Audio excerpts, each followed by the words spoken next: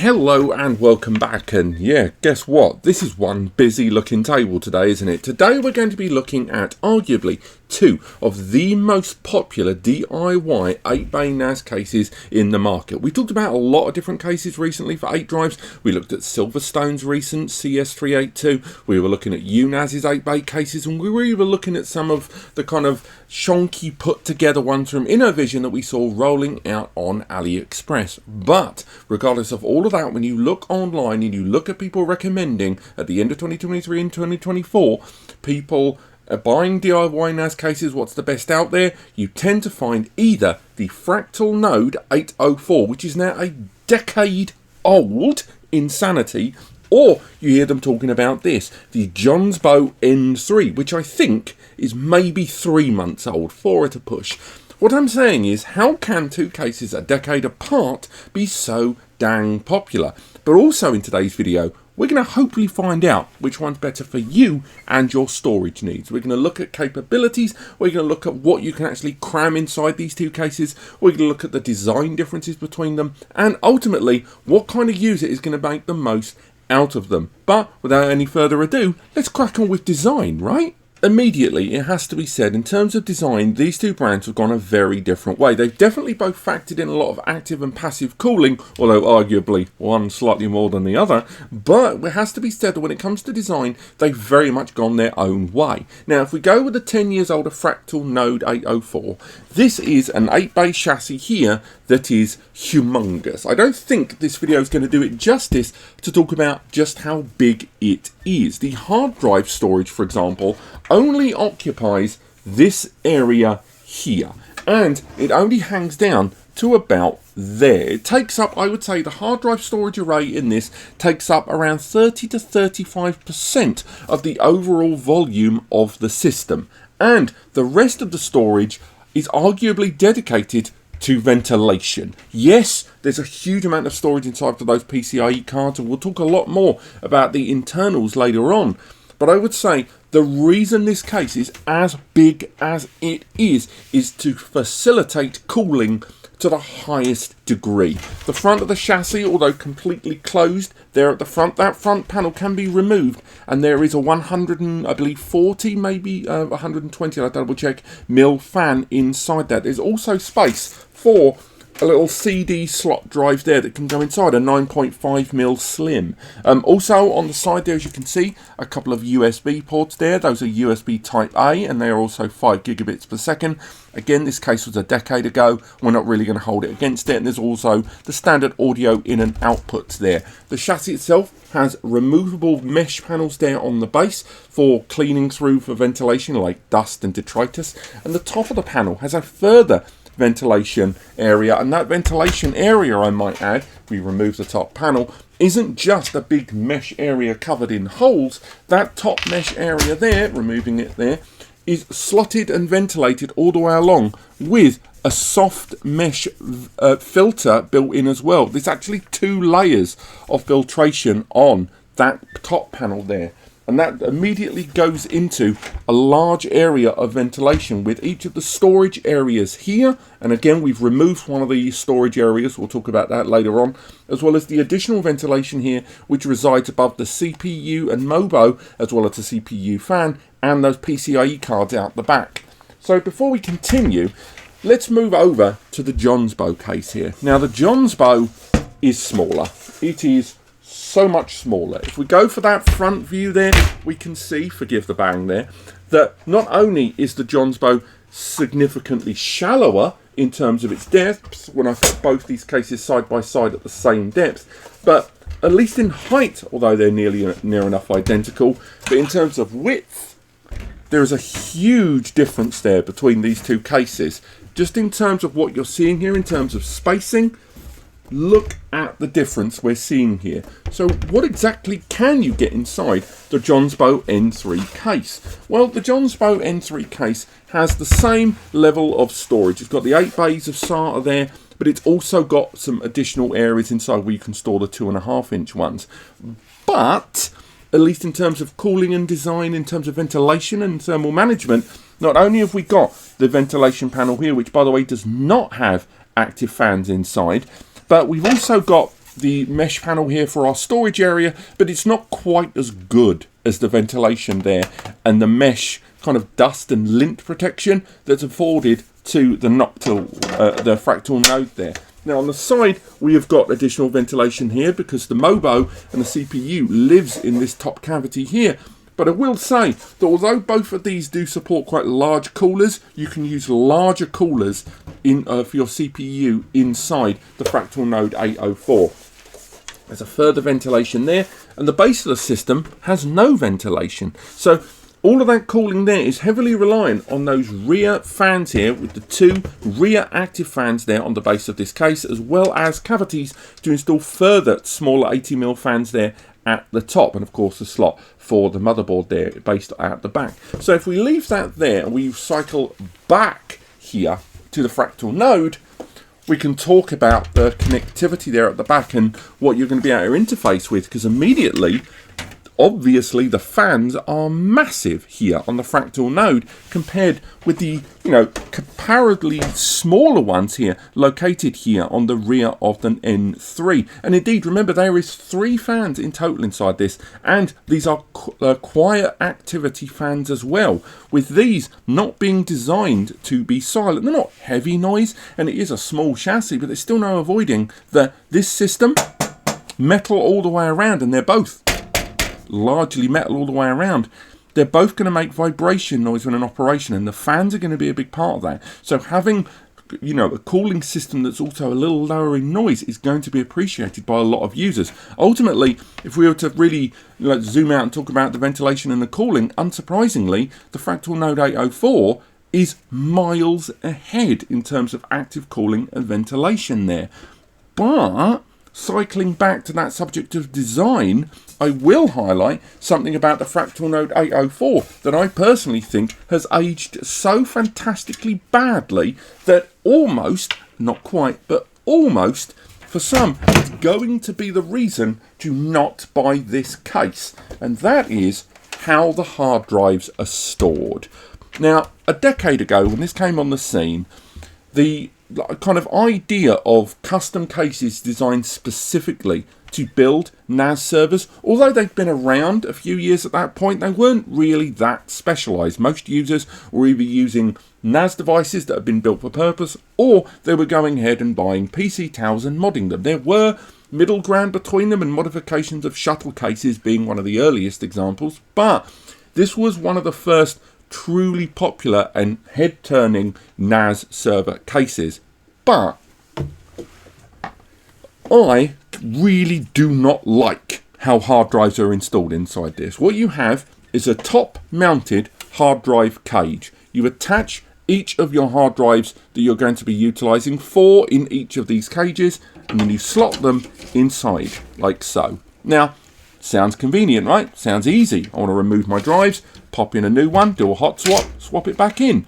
But of course you can't hot swap this kind of system when the system is on. There's too many things that could get disconnected. You might slot that out and disconnect one of your other drives so darn easily, leading to complete RAID degradation and failure. Moreover, from that, no backplane. Do you see any PCB there? Of course not, because this system requires you to directly interface SATA and power, SATA and power, SATA and power into each one of those drives and then feed them into the MoBo. Now, between these two systems, they have a similar level of support of motherboards that go inside. But I'll say right now, because this supports M80X boards and this focuses on ITX boards, this also supports ITX, there is the potential for bigger cards inside here that have got more SATA ports to connect to, or using M.2 adapters.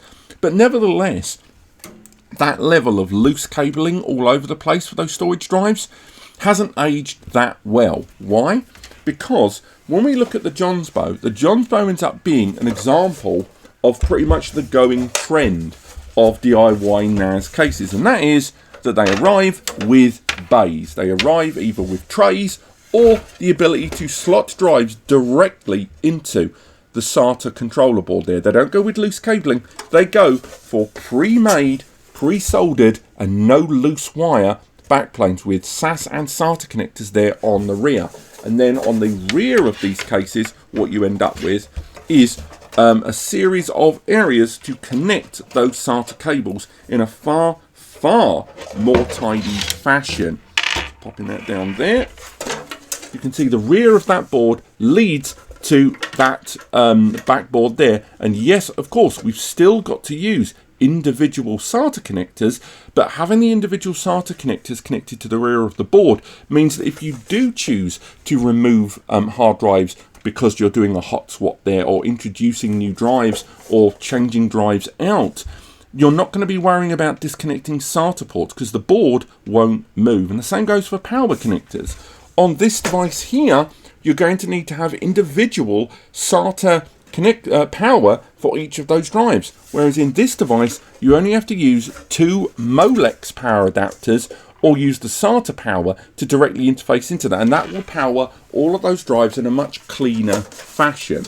Now, let's not give Jonsbo too much credit. I've mentioned it before on the channel, but I'm not exactly a big fan of the way drives are installed inside this. You put on these little rubber grommets. You put 4 of these rubber grommets on every single drive, and the front of the drive is mounted with a little rubber handle that you pull to remove the drive.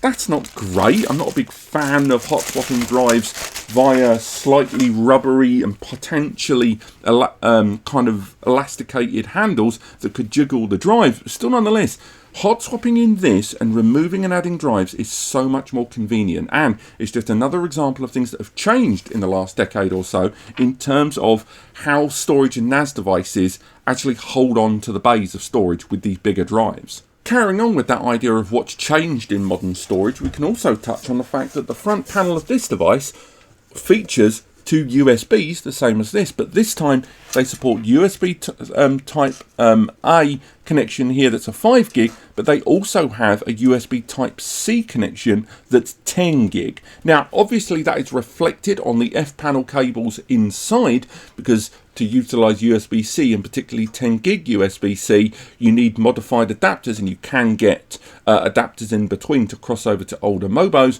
but still nonetheless, it's nice to have all that extra intel there. And of course there are LEDs for each of the individual storage drives. Again, another feature of this that is not readily apparent or available, and just another changing trend of the way these devices are used these days. Of course, not all modern implementations are good, and indeed when I did my Jonsbo N3 case review, one of the things I wasn't a big fan of is the PSU placement on this, because when you look at the older 804 system here, where does the PSU go?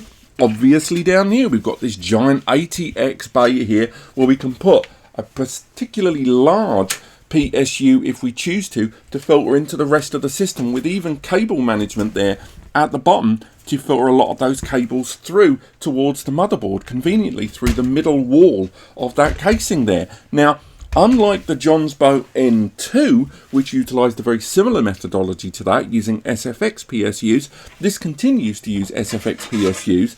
However, when we look at the rear of the case, can you notice there that we've got our mains power connector there, that 3-pin kettle plug, but where's the PSU go?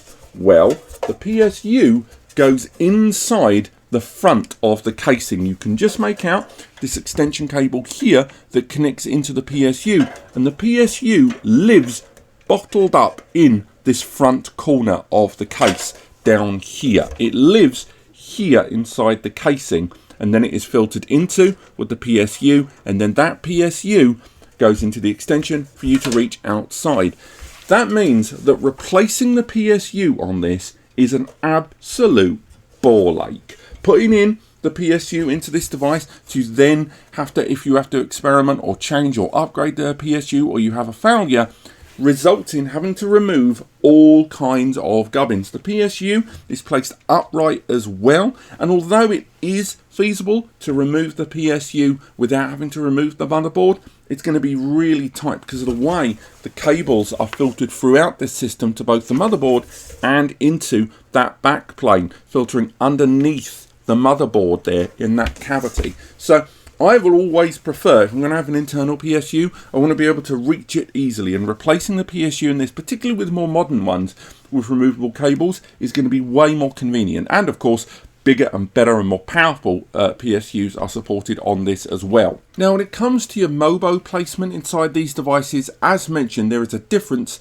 in terms of MoBo support on these devices, with the Jonsbo N3 only supporting ITX boards and DTX boards, I should say, as well as this device supporting both of those, and as well as M80X larger boards there. Now, we've got ourselves an N100 ITX board right here, and between the two of them, it should be said, clearly there's buckets more space to be utilised here on the Fractal node, with the motherboard slotting neatly into there, and as you can see, giving you tons of space with that card inside. We've got an active fan that's going to be in direct alignment with our CPU fan once it's installed, and depending on the card you use, the PCIe slot here is going to give you plenty of space to play with those additional larger cards. And that's where your M80X cards are going to be significantly more useful with their additional PCIe slots. There are some ITX boards out there with multiple PCIe slots, but they're a lot more expensive and generally more custom made. But still, nonetheless, you've got plenty more PCI compatibility and utilization thanks to the larger PCIe and the larger MoBo card installation, but also that extra cooling fan here and half of the entire case, providing you not only with plenty of space to keep the card cool, but also utilization of bigger and more aggressive CPU fans. So for example, if we were to go ahead with this larger one that we're going to be utilizing for our i9 build, there is absolutely tons of room for that CPU fan inside, and this is by no means a small structure that we would go ahead and install and clip to that MoBo there underneath. So absolutely loads of space with which for us to take advantage of, added to the fact that there at the back we have got even more ventilation, helping the air have plenty of directions with which it can flow actively over all of the components, and then take advantage of all of that passive ventilation throughout the case. Whereas motherboard installation here on the Jonsbo N3 is pretty snug. If we remove those cables and get those cables out the way there and just move them out, we're able to see that this PCIe card will slot inside here into the available cavity. We'll slot there and just sit it in, and we do have a decent amount of space to play with. I mean, again, if we leave that card inside the cavity where it would live and we go ahead and use our CPU fan, we can see there is still absolutely buckets of room if we were to choose to use that CPU fan inside. We've still got a bit of clearance there of approximately 1 to maybe 2 centimeters there at the top of the case for cooling. But nevertheless, if you do use aggressive coolers like this one, which again is not going to be small, and you're going for like an i5 build or an i7 or even an i9, because we were looking at that i9 that we're going to be installing inside this case at the end of the year, I would still argue that that is going to take up a lot of room, and also the lack of active cooling between these two, but in the case of the N2 with none of those fans located there, means that although we're going to have that CPU fan dispersing air directly up because of the fan and the way it's going to be installed on there, and again we can choose to place it in other locations, that top panel that we removed is not ventilated. It's ventilated on the sides, so again, while that is on there bringing the air going outwards, you're going to be fine. But I don't quite understand why Jonsbo rolled this case out with these fans here being optional, because there's clearly the screw holes for those fans, and I think most users who are looking at the N3, looking at 8 bays of storage, are going to go for more aggressive hardware architecture, and I'm just surprised that they've gone to the trouble of including the additional ventilation here at the front, and that is a fully ventilated front panel, but no additional cooling above and beyond those 2 cooling fans there at the base, where most of that airflow is immediately going towards the storage drives. The fans here, the hard drives are going to benefit, but how much of that active cooling is traveling upwards? Because this cavity here is going to be covered by that flat motherboard area completely. So again, in terms of cooling, the N3 in of itself, it's okay, but if you're going to be using more aggressive hardware inside, cooling and ventilation is certainly going to be lesser on this than it is on that decade older 804. And moving slightly away from the subject of the MoBo, although it will play its part, we can talk a little bit more about PCIe cards. Because let's face it, if you're going for your own DIY NAS system, chances are either on day 1 or day 1000, you are going to be looking at upgrading it with storage upgrades via M.2, network upgrades, or mass storage and network upgrade cards. Now, I'll say right now, and it won't come as a shock to many of you, that the decade-older 804, there isn't a card that you're not going to find won't fit inside this case. You can utilise full depth cards easily. There is room for full depth cards, and there is 5 individual PCIe slots there, so there is no limitation in the depth, height and length of any PCIe card you install in this. The only limitation you're going to have is that motherboard and the PCIe slot that it arrives with. And if you go for that M80X, you've got the opening there of the multiple cards as mentioned. Now, in the case of the Jonsbo N3, things have improved over the N2, I'll definitely say that, and you can definitely take advantage now of full height cards, whereas in the Jonsbo N2 you could only use half height cards, like this one from QNAP. But when it comes to full length cards, you just can't. The cards themselves are just a fraction too long, and you can get away with larger cards like this one that generally will be times 8 or 16 but more compact. But the bigger, beefier, higher end graphics cards, you know, 2-3 fans along, they're going to struggle inside this case. And also, there's only 2 cavities there. Now, again, as it's an MITX case, and the majority of MITX cards have only got 1 PCIe slot, I see the reasoning. Go for double height, because if you're going to go with a GPU card, they tend to be double height. But still, that depth of card is going to limit some users. It's not really going to, you know, limit a lot of the storage controller upgrades and limit a lot more of the network upgrades. But I will definitely say that when it comes to those longer deep cards, you're going to hit something of a wall on this physically. And overall, when it comes to upgrades and longevity of upgrades within your system, there is no denying that the 804 takes this round too. As mentioned in the introduction, what it comes down to is what you plan to utilize your NAS server for. And if you are prioritizing storage, if storage is what's key to you, the Jonsbo N3 is the better choice of the two, because although both of them arrive with similar support of SATA storage, additional bays inside, and the option to add other upgrades via PCIe and M.2 cards, I would state that the Jonsbo N3 does a much better job of storage management.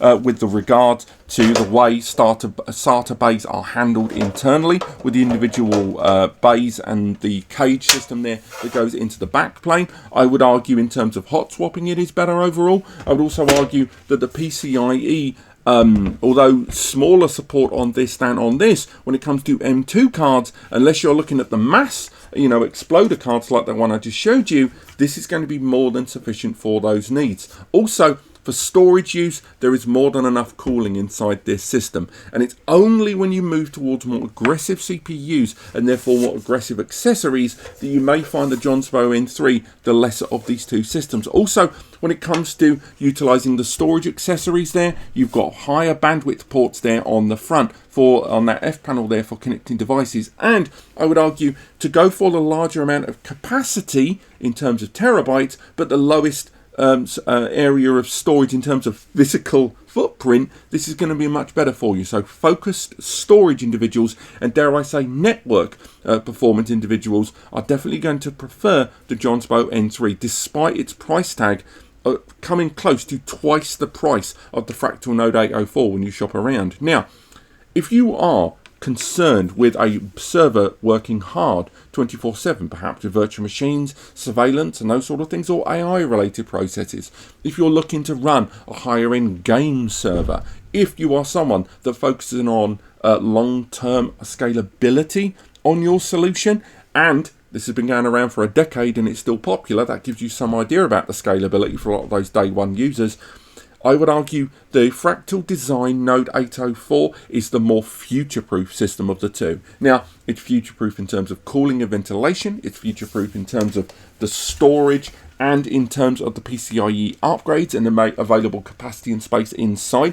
And the fact that it's got all of these very well designed cavities around the system, the front for that slotted bay there, the way the cages are built into the top, overhanging. There's some real great design choices, and though I don't love all of them, there's no arguing that this is clearly a system that has been designed as more of a sandbox environment to allow you to expand in whatever direction you want, in a way that the Jonsbo has kind of done that, but focused a lot more on storage than any of the other things. And also with this device knocking around these days for about 100 nicker, even a decade after its release, that is incredible value you're getting here. And if the old money is going to be on your big hit list of what makes you choose between these two devices, this one is definitely the better price point. And in terms of that longevity and scalability, and particularly for the cooling, when this system, I would argue, in a more aggressive setup, is going to need a few upgrades in terms of fans, this is a great choice. And